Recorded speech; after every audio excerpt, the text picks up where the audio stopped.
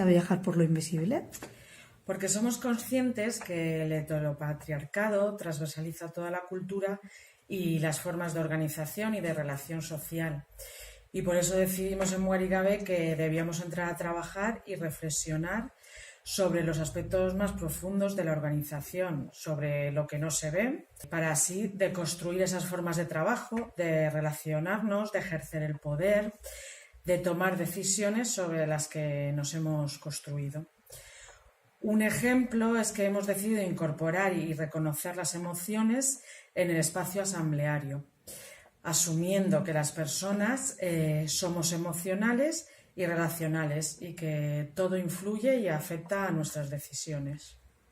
Desde Mujer y Gabe aconsejamos a todas las organizaciones a que se embarquen en este tipo de aventuras, porque pensamos que mirar cómo haces las cosas en el interior de la organización es una forma muy clara de ver toda la construcción patriarcal que cada una y cada uno de nosotros arrastramos, ¿no?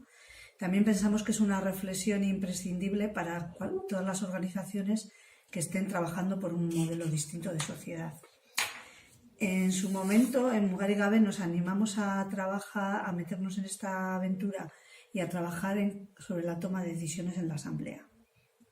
En concreto, decidimos avanzar hacia un modelo de toma de decisiones por consenso, porque nos parecía una forma de mejorar la participación mucho más equitativa.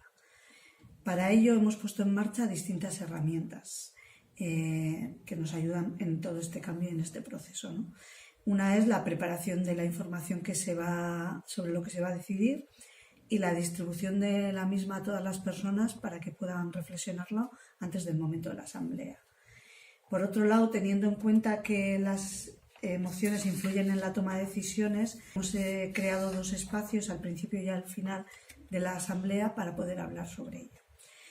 Y la última medida sería que tenemos personas que facilitan la asamblea, ayudando al grupo a reflexionar e intentando llegar al consenso.